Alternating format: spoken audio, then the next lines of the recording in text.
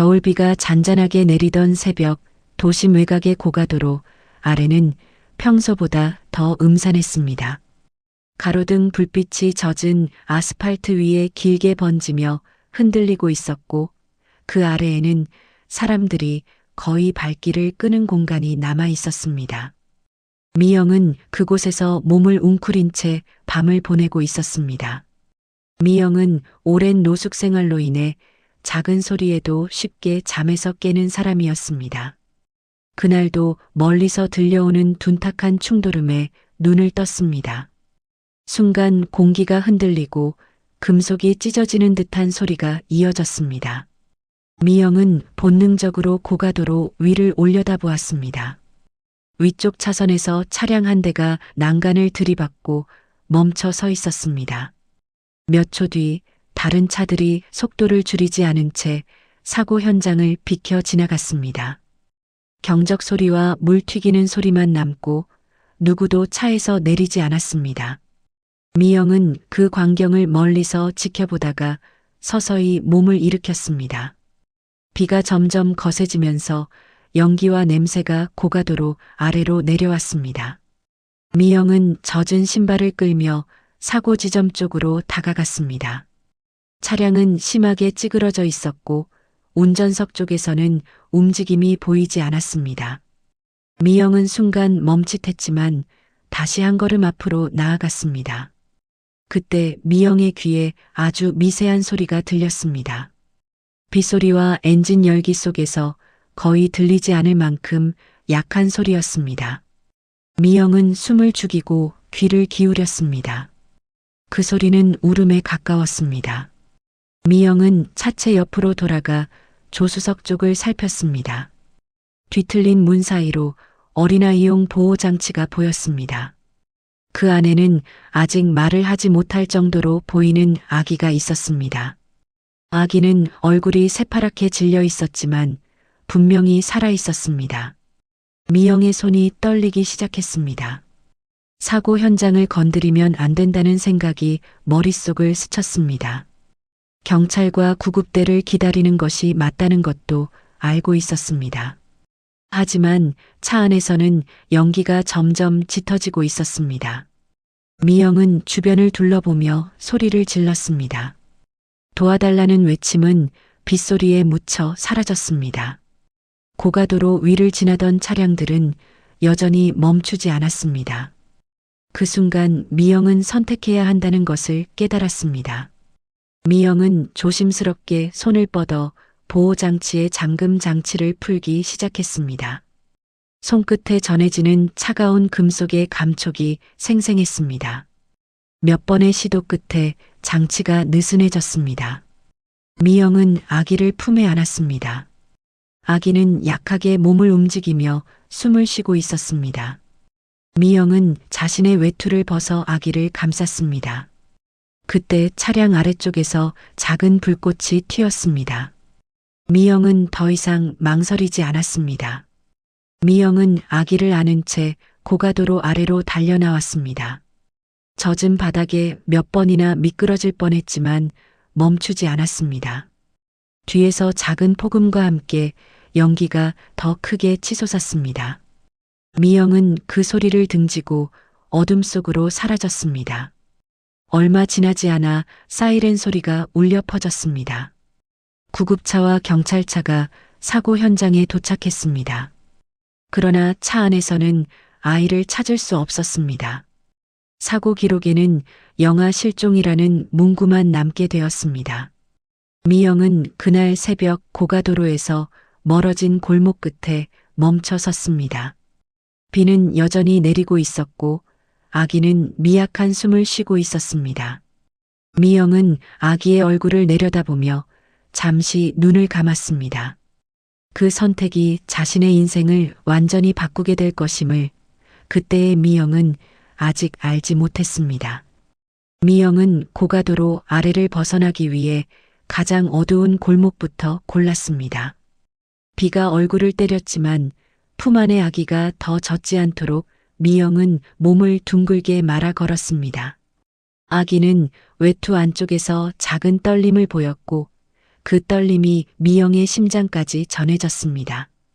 미영은 발걸음을 멈추지 않으려 애쓰면서도 혹시 뒤에서 누가 따라오는지 수시로 고개를 돌렸습니다. 새벽 공기가 유난히 차가웠습니다. 미영은 길가에 버려진 종이박스와 헝겊을 주워 아기를 한 번 더 감쌌습니다. 그리고 도심에서 한참 떨어진 변두리 쪽으로 방향을 잡았습니다.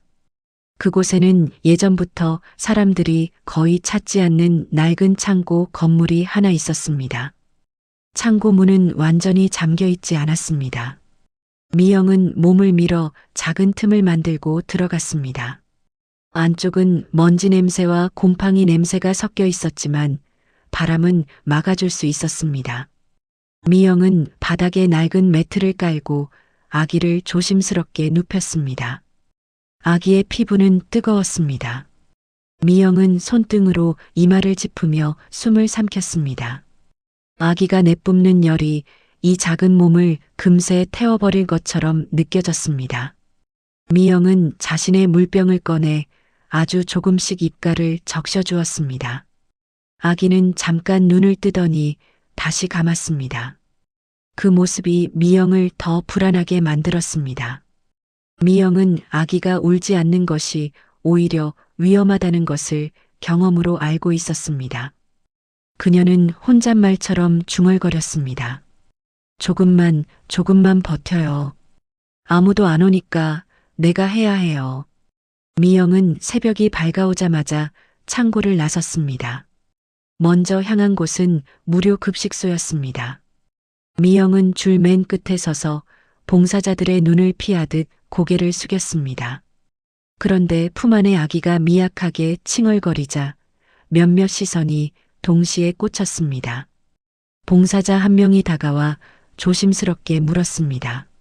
아기예요? 미영은 잠깐 망설였지만 부정할 수 없었습니다. 네, 잠깐 사정이 있어요. 봉사자는 당황한 표정으로 주위를 둘러보더니 따뜻한 담요와 미음을 내밀었습니다. 이건 꼭 먹이세요. 그리고 아기 병원은 가야 해요. 미영은 고개를 끄덕였지만 마음속에는 더 큰 두려움이 일었습니다. 병원은 기록을 남기는 곳이었고 기록은 결국 사람을 불러오는 것이었습니다. 하지만 아기의 열은 내려가지 않았고 미영은 미영대로 더 이상 시간을 끌 수 없었습니다. 그녀는 급식소에서 안내받은 무료 진료소로 향했습니다. 진료소는 오래된 건물 1층에 있었고 대기실에는 다양한 사람들이 앉아 있었습니다. 미영은 벽 쪽 가장자리 의자에 앉아 아기의 얼굴을 가렸습니다. 곧 간호사가 다가와 차트를 꺼내며 물었습니다. 보호자분 성함이 어떻게 되세요? 미영은 혀끝이 굳는 느낌을 받았습니다. 미영입니다. 아기 이름은요? 미영은 그 질문에서 눈을 피했습니다. 이름을 말하는 순간 아이가 세상에 등록되는 것 같았기 때문입니다. 그녀는 짧게 숨을 들이마시고 대답했습니다. 아직 없어요. 간호사는 잠깐 놀란 얼굴을 했지만 아기의 상태를 보고 더 묻지 않았습니다. 의사는 열과 호흡을 살피고 탈수 가능성을 확인했습니다. 그리고 최소한의 처치만 빠르게 진행했습니다. 미영은 의사의 손길이 아기에게 닿는 순간마다 어깨가 굳었습니다. 의사가 낮은 목소리로 말했습니다. 고열이었어요. 오늘만 넘기는 문제가 아닙니다. 며칠은 관찰해야 해요. 미영은 고개를 끄덕이면서도 마음속으로는 다른 계산을 하고 있었습니다. 며칠의 관찰은 며칠의 기록이었고 기록은 곧 누군가의 방문을 의미했습니다. 미영은 진료소를 나오며 처방받은 해열제와 작은 설명서를 꼭 쥐었습니다. 그녀는 아기가 울지 않는 순간들을 더 무서워했습니다. 창고로 돌아온 날 밤 아기는 다시 열이 올랐습니다. 미영은 해열제를 정해진 양만큼 먹이고 물수건을 만들어 이마와 목을 닦아주었습니다. 아기의 몸은 뜨겁고 가벼웠습니다. 미영은 그 가벼움이 삶의 무게와 반대로 느껴져 가슴이 먹먹해졌습니다. 이틀째 되는 날 새벽 아기는 갑자기 큰 울음을 터뜨렸습니다. 그 울음이 창고 벽에 부딪혀 울렸고 미영은 그 소리에 오히려 안도했습니다. 살아있다는 신호처럼 들렸기 때문입니다. 미영은 젖은 눈으로 아기를 안아 올렸습니다. 그래요, 울어도 돼요. 그게 더 낫죠. 며칠이 지나자 아기의 열은 조금씩 내려갔습니다. 미영은 다시 급식소와 진료소를 오가며 최소한의 도움을 받았습니다. 그 과정에서 미영을 오래 지켜보던 사람이 있었습니다. 동네 복지센터에서 나온 사회복지사 지연이었습니다. 지연은 급식소 한쪽에서 미영에게 다가왔습니다. 그녀는 정중한 목소리로 말을 꺼냈습니다. 아기랑 같이 지내시는 분 맞으시죠? 아기 안전을 위해서 상담이 필요해요. 미영은 표정을 굳히고 한 걸음 뒤로 물러났습니다. 상담은 괜찮아요. 제가 알아서 할 수 있어요. 지연은 미영을 몰아붙이지 않으려 했지만 그 눈빛은 단호했습니다. 시설 안내만이라도 드리고 싶어요. 지금처럼은 위험합니다. 미영은 그 말을 듣는 순간 시설이라는 단어가 칼처럼 느껴졌습니다. 시설은 보호이기도 했지만 동시에 분리였습니다. 미영은 아기를 더 꼭 끌어안았습니다. 그리고 짧게 그러나 분명하게 말했습니다. 그럴 수 없어요. 미영이 창고로 돌아오자 주변에서 어슬렁거리던 노숙자 몇 명이 다가왔습니다. 그들은 미영이 아기를 데리고 있다는 소문을 이미 들은 듯 했습니다. 한 남자는 웃으며 미영의 앞을 막았습니다. 아기 데리고 있으면 사람들 돈 잘 줘. 미영은 시선을 들지 않고 지나가려 했습니다. 그러자 다른 여자가 낮게 속삭였습니다. 우리가 도와줄게. 대신 같이 나눠. 미영은 그 말의 끝을 듣지 않아도 의미를 알았습니다. 그 도움은 아기를 도구로 쓰자는 뜻이었습니다. 미영은 순간 손끝에 힘이 들어갔고 아기가 놀라지 않게 숨을 고르며 말했습니다. 필요 없어요. 비켜주세요. 남자는 비웃듯 어깨를 들썩였습니다. 그러다 뺏겨. 세상은 원래 그래. 미영은 그 말을 듣는 순간 이곳도 더 이상 안전하지 않다고 판단했습니다. 아기를 지키려면 사람들의 관심이 닿지 않는 곳으로 옮겨야 했습니다. 그리고 무엇보다 아이의 존재가 소문이 되는 순간부터 게임이 달라진다는 것을 미영은 알았습니다. 그녀는 그날 밤 자신이 가진 물건을 최소한으로 정리했습니다. 낡은 가방 하나, 담요 2장, 약봉지, 물병, 그리고 아기에게 덮어줄 외투. 미영은 아기를 안고 창고 바깥의 어둠을 바라보았습니다. 어디로 가야 하는지 확신은 없었지만 여기서 더 머물 수 없다는 것만은 확실했습니다.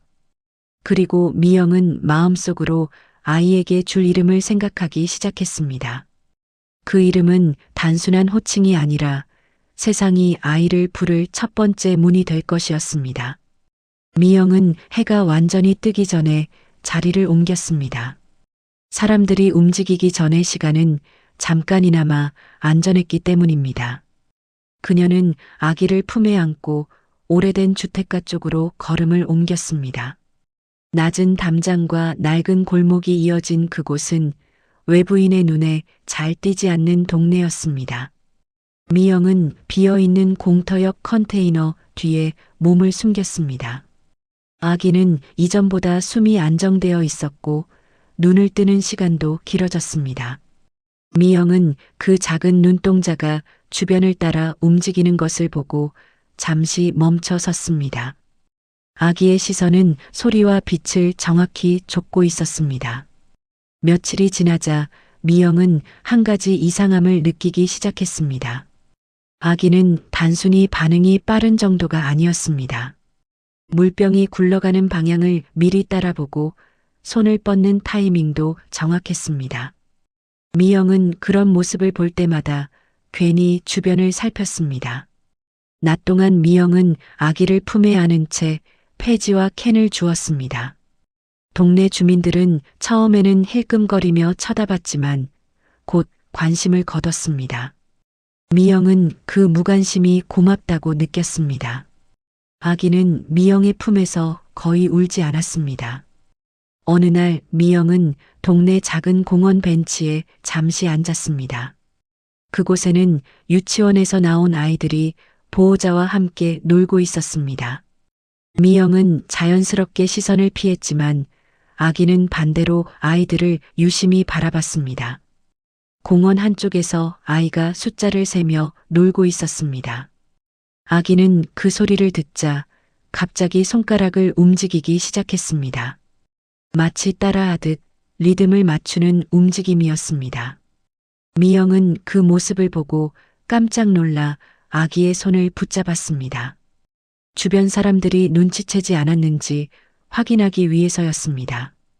미영은 더 이상 공원에 머물 수 없다고 판단했습니다. 그녀는 아기를 안고 서둘러 자리를 떠났습니다.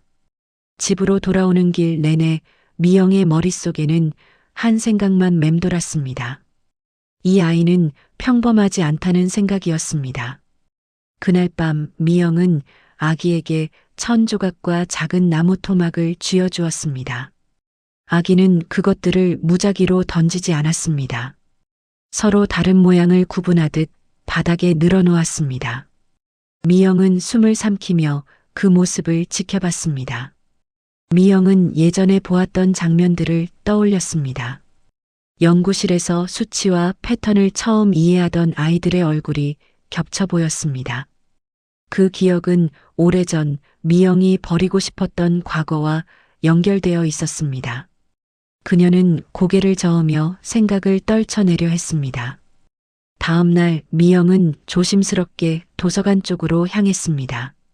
아기가 바람과 소음에 어느 정도 적응한 것을 확인했기 때문입니다. 도서관은 낮 시간에 비교적 조용했고 노숙자에 대한 시선도 덜 날카로운 곳이었습니다. 미영은 가장 구석 자리를 골라 앉았습니다.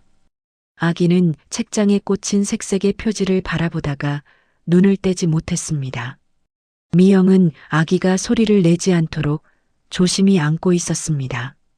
그런데 아기는 페이지를 넘길 때마다 시선을 정확히 따라 움직였습니다.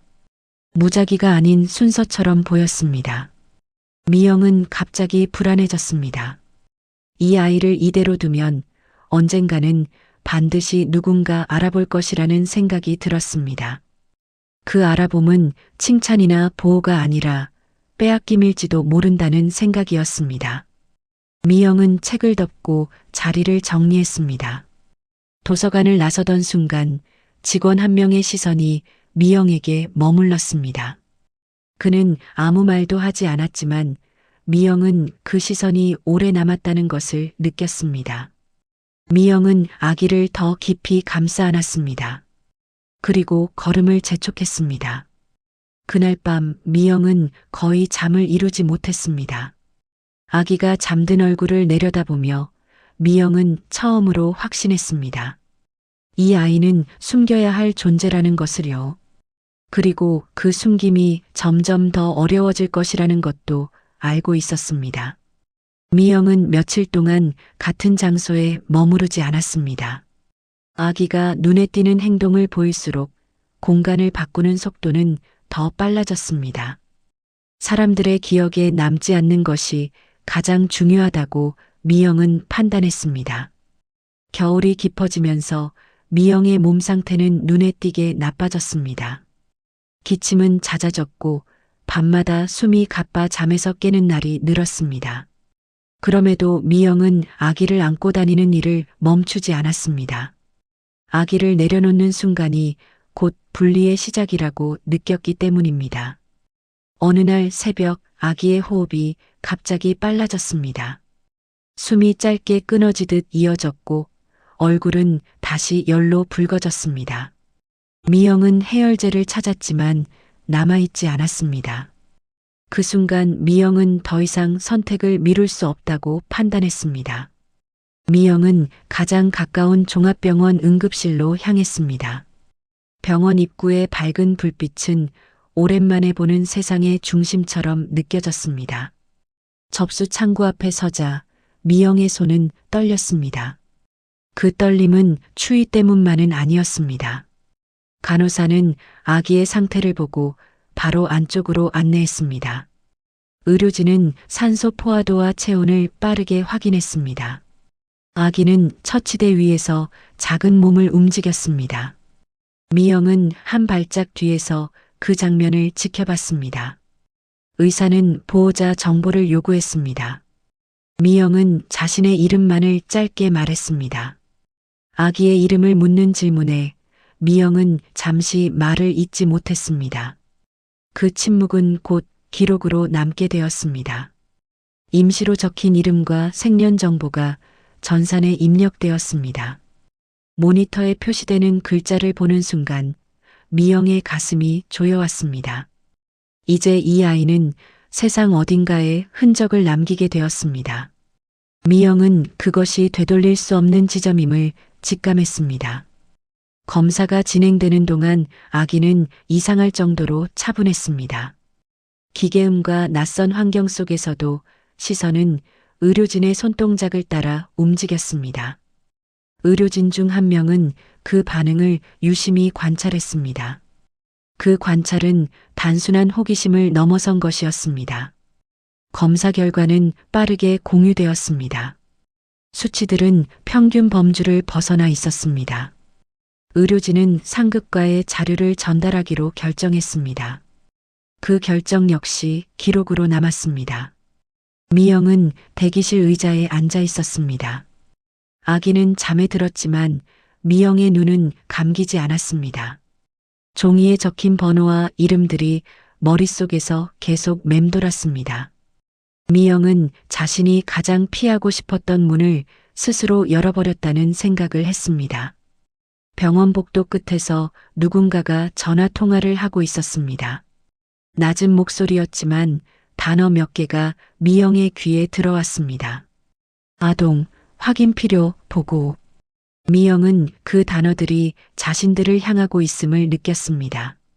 아기를 안고 병원을 나설 때 이미 밤은 깊어 있었습니다. 차가운 공기가 폐 속으로 깊게 들어왔습니다. 미영은 발걸음을 재촉했지만 마음 한구석은 무겁게 가라앉아 있었습니다. 이제 누군가는 반드시 이 아이를 찾아올 것이라는 예감 때문이었습니다. 그날 이후 미영은 더 자주 뒤를 돌아보게 되었습니다. 아기는 점점 안정되어 갔지만 세상은 더 가까이 다가오고 있었습니다. 기록은 남았고 기록은 사람을 부른다는 사실을 미영은 누구보다 잘 알고 있었습니다. 그리고 그 부름은 생각보다 빠르게 다가오고 있었습니다. 병원에서 돌아온 뒤 며칠 동안 미영은 이전보다 더 조심스럽게 움직였습니다. 사람이 많은 장소는 피했고 낮에도 그늘진 골목만 골라다녔습니다. 아기는 눈에 띄게 회복되었지만 그 안정감이 오히려 미영을 불안하게 했습니다. 위기가 지나가면 반드시 다른 파도가 온다는 것을 그녀는 알고 있었기 때문입니다. 병원 전산에 남은 기록은 조용히 다른 곳으로 흘러갔습니다. 상급 기관의 서버에서 자동 분석이 이루어졌고 특정 수치들이 표시되었습니다. 그 수치들은 과거 한 사고 기록과 겹쳐졌습니다. 10년 전 교통사고로 가족을 잃었다고 보고된 재벌가의 사건 파일이었습니다.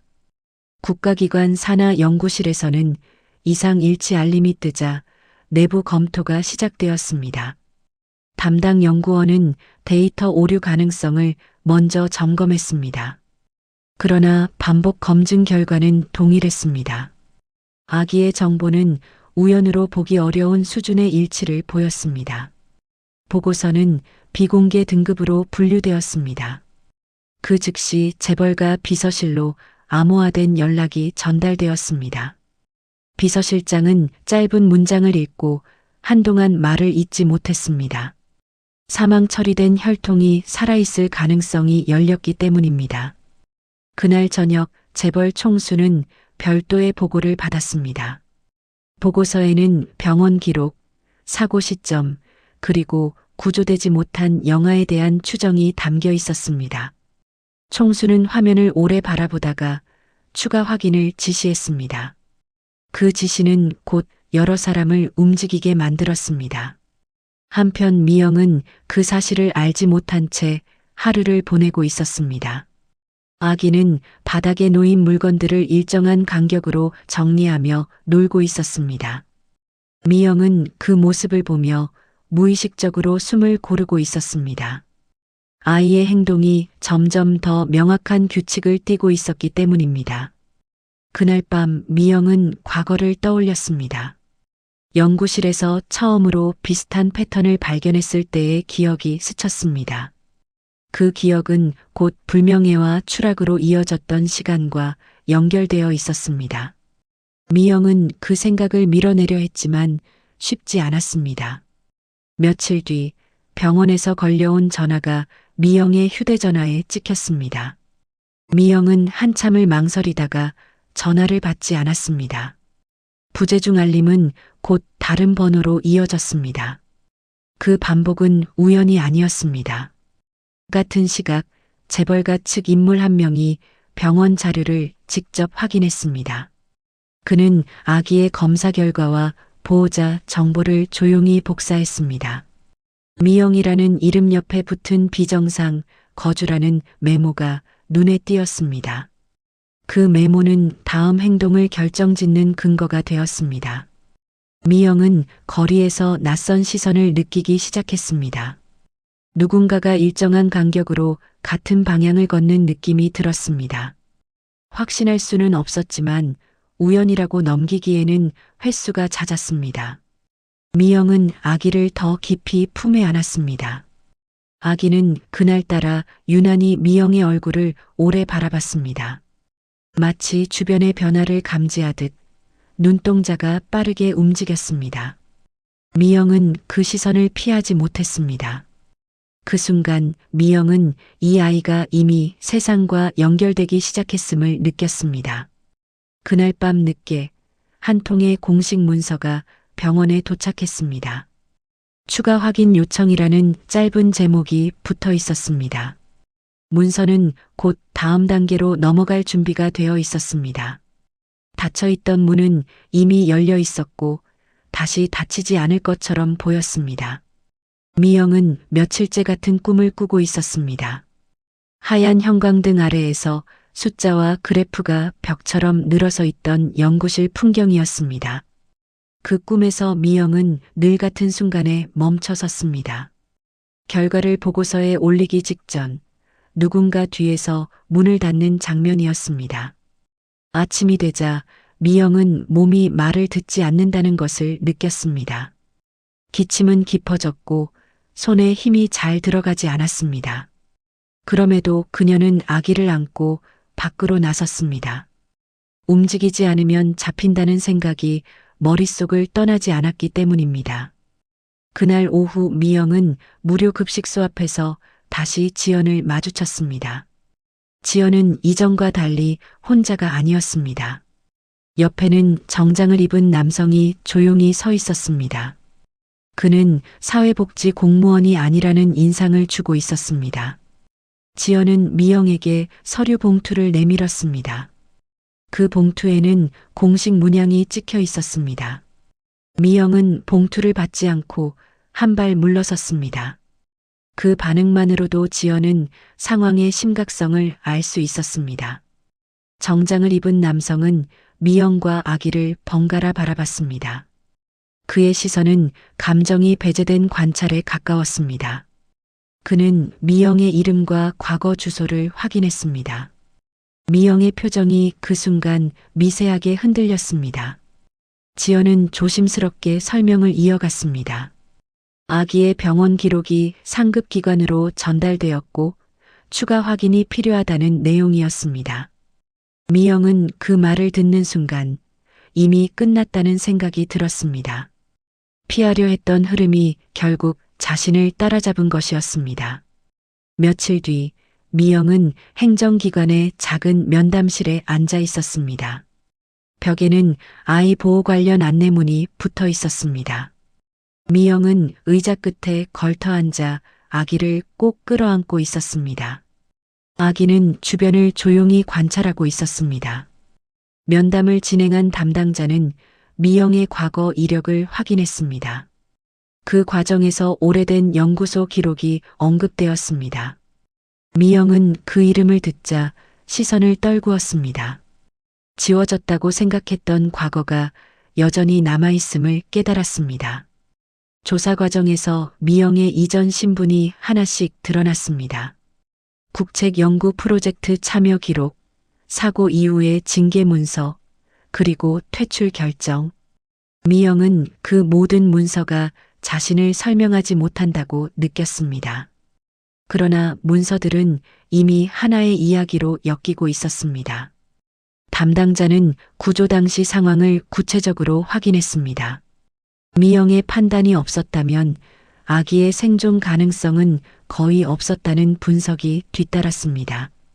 그 사실은 기록으로 남았고 평가 항목으로 분류되었습니다. 미영은 그 점이 아이를 지킬 수 있는 유일한 끈이 되길 바랐습니다. 같은 시각 재벌가 측에서는 별도의 조사가 진행되고 있었습니다. 미영의 이름은 내부 보고서에 붉은 표시로 강조되어 있었습니다. 과거 연구 사고와 현재 상황이 연결되었기 때문입니다. 그 연결은 우연이 아니라 구조처럼 보였습니다. 재벌 총수는 해당 보고서를 직접 확인했습니다. 그는 미영이라는 이름을 오래 바라보았습니다. 아이를 살린 사람이 과거 자신들과 얽혀있던 인물이라는 사실은 쉽게 받아들이기 어려웠습니다. 그럼에도 그는 현실을 외면하지 않기로 했습니다. 미영은 면담을 마치고 건물을 나서며 다리에 힘이 풀리는 것을 느꼈습니다. 아기는 여전히 조용했습니다. 그 고요함이 미영에게는 오히려 더 큰 압박으로 다가왔습니다. 아이의 삶이 이제 개인의 선택을 넘어섰기 때문입니다. 해가 지는 길목에서 미영은 잠시 멈춰 섰습니다. 자신이 숨겨왔던 과거와 지키려 했던 현재가 한 지점에서 맞닿아 있음을 느꼈습니다. 이제 도망치는 것만으로는 해결되지 않는 단계에 들어섰다는 사실도 분명해졌습니다. 미영은 천천히 숨을 고르며 다음에 올 선택을 받아들일 준비를 하고 있었습니다. 미영은 법원 건물 앞에 서서 잠시 하늘을 올려다보았습니다. 회색 구름이 낮게 깔려 있었고 공기는 무겁게 가라앉아 있었습니다. 이곳에 들어서는 순간부터 개인의 의지는 한계에 부딪힌다는 사실을 미영은 알고 있었습니다. 법정안은 생각보다 조용했습니다. 방청석에는 최소한의 인원만 앉아 있었고 모든 절차는 비공개로 진행되고 있었습니다. 미영은 지정된 자리에 앉아 아기를 품에 안았습니다. 아기는 낯선 공간에서도 크게 동요하지 않았습니다. 재판부는 아이의 보호 환경과 현재 상태를 차분히 확인했습니다. 병원 기록, 사회복지보고서, 구조 당시 상황이 순서대로 검토되었습니다. 미영의 이름은 여러 문서 속에서 반복되어 등장했습니다. 그 이름은 위험 요소이자 보호 요소로 동시에 분류되어 있었습니다. 이어서 재벌가 측 대리인들이 제출한 자료가 제시되었습니다. 혈연 관계를 입증하는 분석 결과와 향후 양육 계획이 포함되어 있었습니다. 경제적 물리적 조건만 놓고 보면 그 제안은 흠잡을 데가 없어 보였습니다. 법정의 공기는 잠시 그쪽으로 기울었습니다. 그러나 아동보호 전문가의 의견이 이어지면서 흐름은 달라졌습니다. 전문가는 아이가 형성한 애착관계를 강조했습니다. 환경의 급격한 변화가 아이에게 미칠 영향을 구체적으로 설명했습니다. 그 설명은 수치와 사례로 뒷받침되어 있었습니다. 미영은 그 말을 들으며 손에 힘을 주었습니다. 자신이 한 일들이 평가의 대상이 되는 순간이었기 때문입니다. 그녀는 잘해왔다고 말해줄 사람을 기대하지 않았습니다. 다만 빼앗기지 않기를 바랐을 뿐이었습니다. 재판부는 미영의 과거 이력에 대해서도 질문을 던졌습니다. 영구 사고와 이후의 삶, 그리고 현재 상황이 차례로 정리되었습니다. 미영은 그 모든 것이 사실임을 인정했습니다. 변명하지 않는 태도는 기록으로 남았습니다. 아이에 대한 장기 계획이 논의되었습니다. 재벌가 측은 후견과 교육, 보호를 책임지겠다고 제시했습니다. 그 조건에는 미영의 법적 지위에 대한 조항도 포함되어 있었습니다. 그 조항은 단순한 배제가 아니었습니다. 법정은 잠시 휴정에 들어갔습니다. 그 시간 동안 미영은 아기의 숨소리를 들으며 앉아 있었습니다. 아기는 그녀의 품에서 안정된 호흡을 이어가고 있었습니다. 그 호흡이 미영에게는 대답처럼 느껴졌습니다. 재판이 재개되자 결정이 낭독되었습니다. 아이는 혈연 가족의 보호 체계 안으로 편입되되 미영은 법적으로 보호자 지위를 유지하는 조건이 붙었습니다. 그 결정은 타협이자 선택이었습니다. 미영은 그 문장을 듣는 순간 힘이 빠져 의자에 기대었습니다. 완전한 승리도 완전한 패배도 아니었습니다. 그러나 아이와의 관계가 끊어지지 않았다는 사실 하나만으로도 충분했습니다. 미영은 조용히 고개를 숙였습니다. 법정을 나서며 재벌 총수와 미영의 시선이 잠시 마주쳤습니다. 그 시선에는 경계와 인정이 동시에 담겨 있었습니다. 두 사람은 아무 말도 하지 않았습니다. 말보다 결정이 더 많은 것을 설명하고 있었기 때문입니다. 건물 밖으로 나오자 차가운 공기가 얼굴을 스쳤습니다. 미영은 아기를 다시 품에 안고 천천히 숨을 내쉬었습니다. 이제 모든 것이 끝났다고 말할 수는 없었습니다. 그러나 적어도 선택은 내려졌습니다. 몇 해가 흐른 뒤 도심 한복판의 대형 홀에는 조용한 긴장감이 감돌고 있었습니다. 무대 위에는 여러 개의 조명이 정교하게 배치되어 있었고 객석은 정제된 숨소리로 가득했습니다. 이날 행사는 공공 프로젝트의 성과를 공유하는 자리였습니다. 무대에 오른 소녀는 또래보다 훨씬 차분한 태도를 보이고 있었습니다. 그는 준비된 자료를 차례대로 넘기며 흐름을 놓치지 않았습니다. 사람들은 그의 말이 아닌 구조와 판단에 먼저 주목하고 있었습니다. 그 소년이 바로 도윤이었습니다. 도윤의 배경은 공식 소개에서 길게 언급되지 않았습니다. 필요한 정보만 간결하게 정리되어 있었습니다. 혈연이나 과거보다 현재의 역할과 책임이 앞에 놓여 있었습니다. 그 선택은 의도된 것이었습니다. 객석 한쪽 끝에는 미영이 앉아 있었습니다. 그녀는 눈에 띄지 않는 자리를 택해 조용히 무대를 바라보고 있었습니다. 예전처럼 몸을 숨기지는 않았지만 여전히 앞에 나서는 사람은 아니었습니다. 그저 지켜보는 위치가 그녀에게는 익숙했습니다. 미영의 얼굴에는 깊은 주름이 남아 있었지만 표정은 한결 편안해 보였습니다. 그동안의 시간은 그녀를 다시 사회 안으로 불러들이지는 않았습니다. 대신 법적 보호자라는 이름으로 조용한 일상을 유지하게 했습니다. 그것으로 충분하다고 미영은 생각했습니다. 행사가 끝나고 사람들은 하나둘 자리를 떠났습니다. 도윤은 관계자들과 인사를 나눈 뒤 객석 쪽으로 시선을 옮겼습니다. 그 시선은 자연스럽게 미영이 있는 방향에 머물렀습니다. 두 사람의 눈이 잠시 마주쳤습니다. 그 순간에는 특별한 제스처도 큰 감정의 표출도 없었습니다. 오랜 시간 함께해 온 사람들 사이에 익숙한 확인만이 오갔습니다.